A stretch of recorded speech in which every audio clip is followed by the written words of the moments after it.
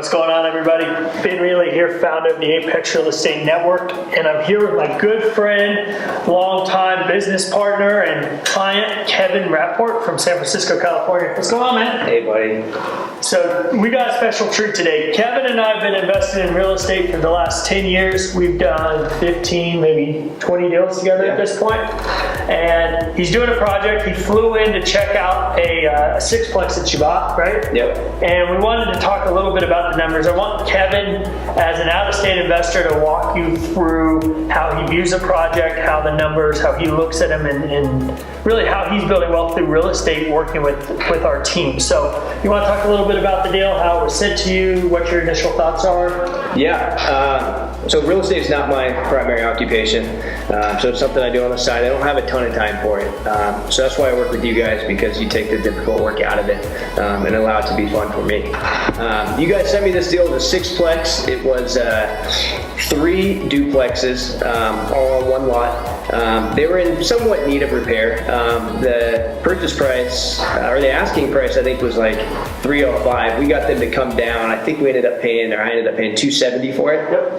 And I'm going to write some numbers on the board just so people can follow along as you talk about. So $270,000. $270,000. I was able to sell some other single-family homes that I had to come up with a down payment. So I was able to transition that money, which was tied up in those single-family homes, to buy something bigger like this. So I came up with a down payment at 25%. Yep. So $67,000 down payment. Yep. And then, like I said, it was in need of repair, so I had to fix it up. We budgeted, I think it was right around $15,000 per unit. And let me stop you there. So when we talk about in need of repair, we identified that the property, the rents were below market for the area. So I think they were rented $550 to $600 what they were rented for. And where we saw the value was going in and actually fixing up the units to allow us to increase the rent more to a market rate.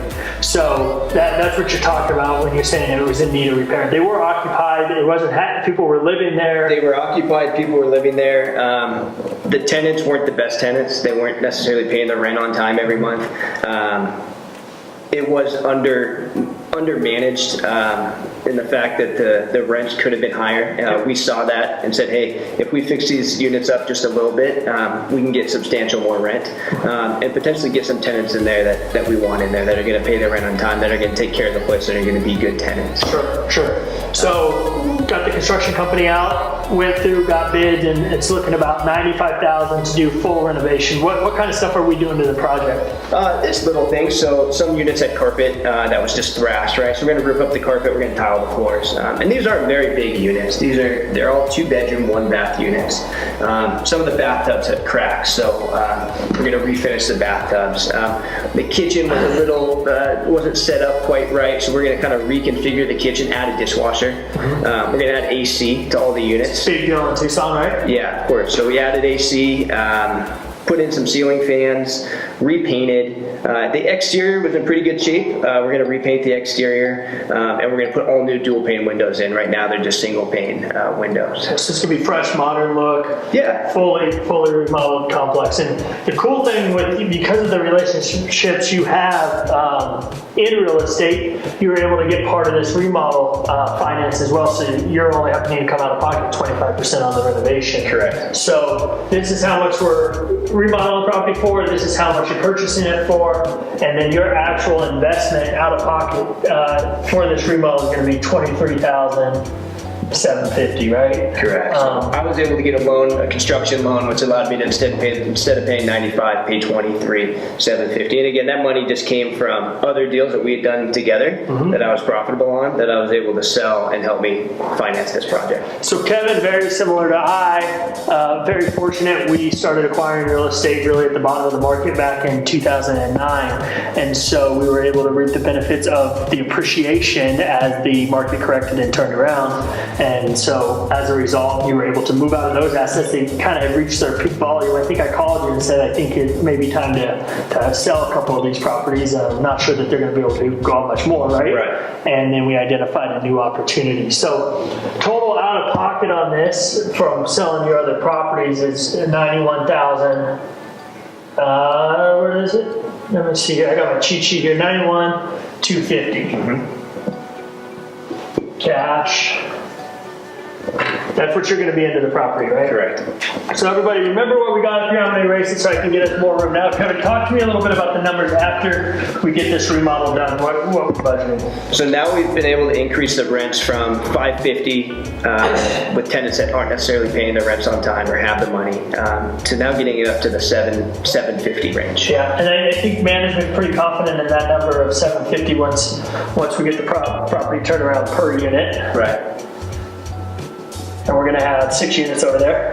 And another cool thing, and we won't necessarily have to factor this into the numbers, but one of the units we were able to turn into a 3-bedroom, 1-bath. So that's $750 per unit, although one unit should be able to rent for about $950, so that helps as well, but we won't count it just so we can run our numbers at a conservative. Let's talk about that for a second. So when you're talking about running numbers, one of the things I think we've always done, and it's really served us well in analyzing deals, is we kind of have contingencies, and we run very cautious numbers to ensure that we underestimate, and then we're always surprised and excited about our return. So what are your thoughts on that of really, you just basically kicked off $200 a month, they're like, we're not going to factor that in, that's okay. Yeah, there's little things like that I won't factor in because I want to have that buffer.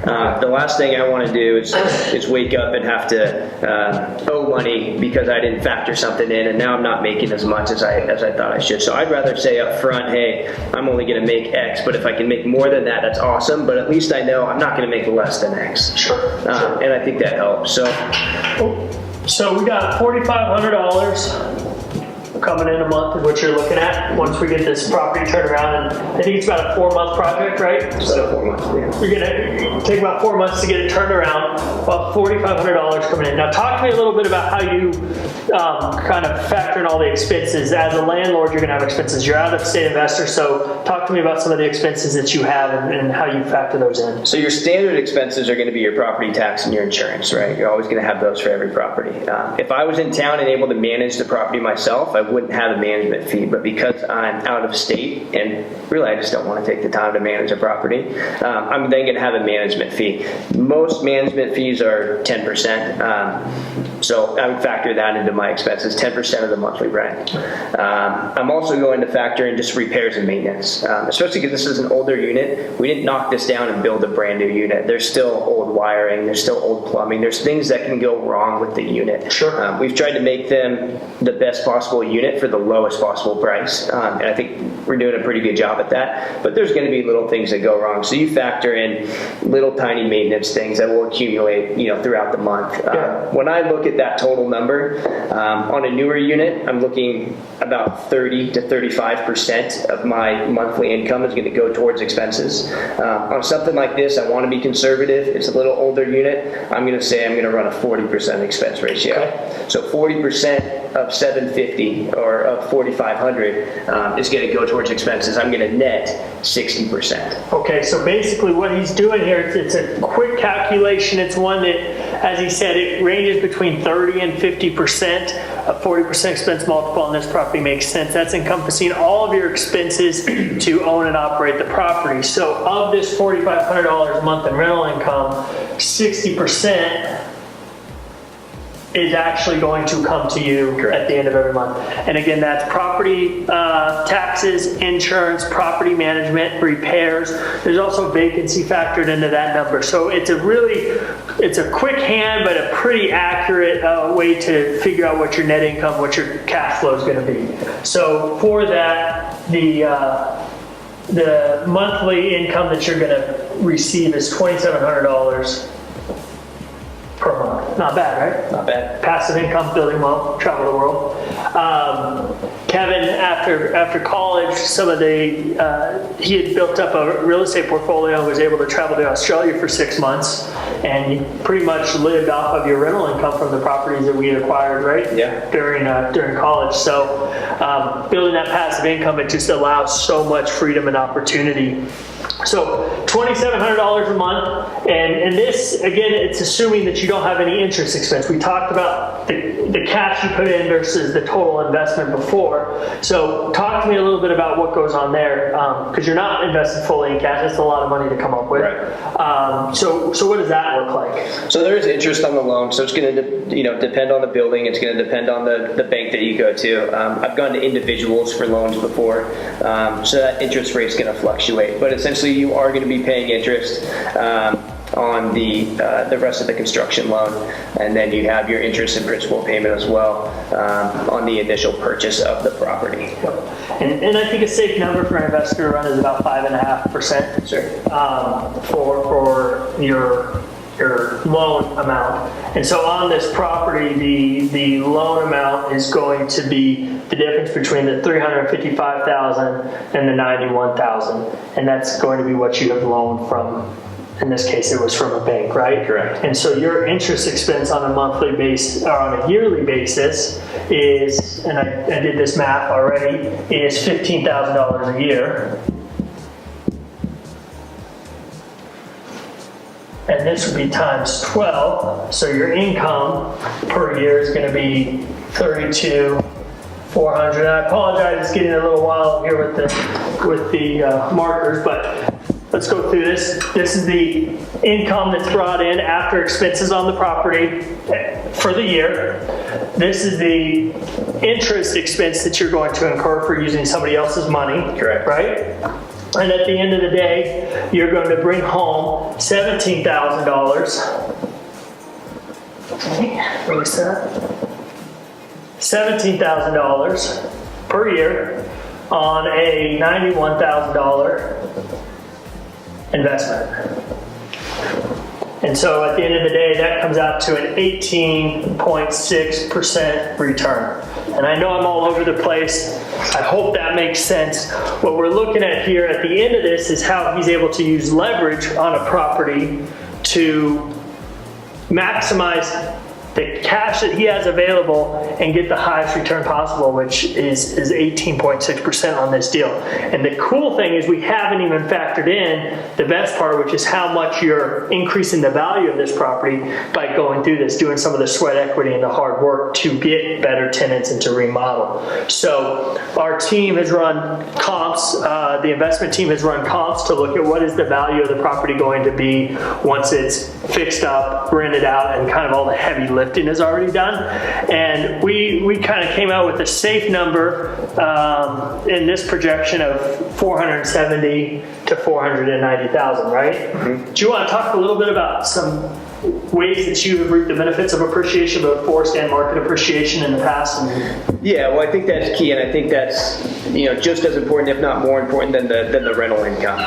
The rental income is great, but you also want to build equity in whatever property it is that you're buying. So that's kind of the reason I've been able to do some cool things and go to Australia or be able to sell some property and have money to transfer that money into this property. It's because of the equity piece. So what we like to do is identify properties in neighborhoods that we see are up and coming, and that way, maybe this year, next year, maybe even 3 years out, that equity is going to kind of be stagnant. But as people come into that area and as people buy houses in that area, the entire area is going up in value, and maybe it's 3, 4, 5, 6 years later that you really see that big jump in equity, and that's where you can make a lot of money.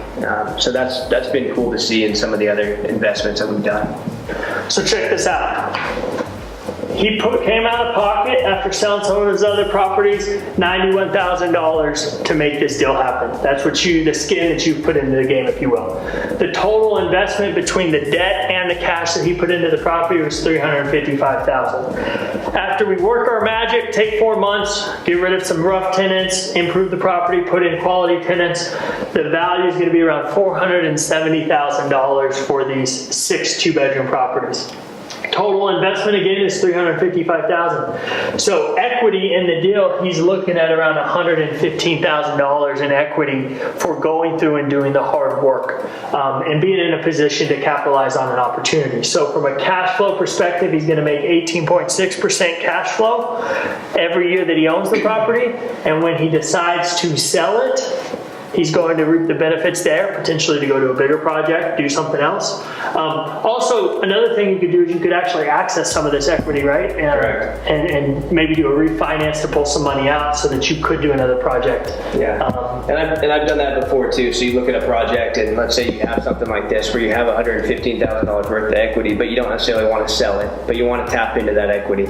You can go and get an equity loan, a credit line essentially, and they'll give you a checkbook, and typically depending on the bank, it's between 70% So I could actually have access to 70% of $115,000 with a checkbook that I would pay interest on, call it safe, about 5.5%, and go do something else on another property, or improve the current property. So that's pretty neat. So that's a way to unlock some additional finances to continue to grow wealth through real estate. And when we talk about investing in real estate, it's kind of like a flywheel, and it's really hard to get started. It takes a lot of pushes early on. I mean, when Kevin and I started, I remember we were working on a house. We would get out of class at like 4 o'clock, and we meet at the house. We tile the floors, which they were never straight lines, unfortunately, but we would do our best. And we demo, and we paint, and we do drywall, and we last about 5 hours every day. So we'd work from like 4 to 9, and then we'd call it. Go home, go to sleep, wake up, go back to class, and start over. And that was like, those were the hard pushes, but we were able to build up equity in the properties, making the sacrifices. And by making those sacrifices, now Kevin and myself and other team members are in a position where we're able to capitalize on deals like this, and it's a lot easier to build wealth, right? Like, you're not at the projects anymore. You're able to hire the Apex Real Estate Network, the contractors and the managers, to do the heavy lifting. Exactly. And you're able to reap the rewards. But early on, I remember when we would have to go knock on tenant doors to collect rent because we didn't have the money to pay for a management company. We had to do all that and figure all that out. So for everybody out there looking and going, well, this is awesome, but I don't have $91,000 to invest in real estate.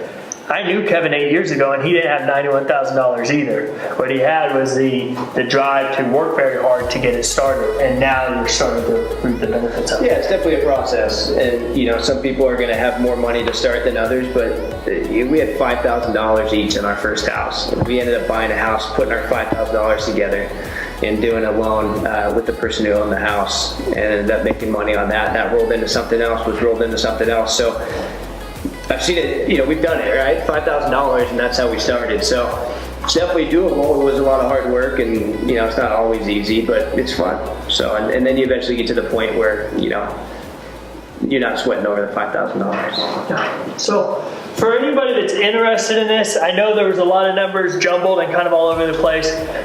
Leave a message, leave a comment. I'd love to talk to you about it, lay out the numbers maybe a little clearer for you, answer any questions that you have. And ultimately, at the end of the day, if you're interested in building wealth through real estate, if you're interested in our journey, please reach out to us. Please like our page. Please share our content and stay engaged. Any way that we can help provide value to you so that you can continue to learn and pursue your passion and your goals by building wealth through real estate, that's what we want to be involved with. So thank you so much for watching the video. Kevin, thank you so much for jumping on board with me. Yeah, of course. Thank you, guys. I appreciate it. And you guys all have a great day, and I'll talk to you soon. Bye-bye.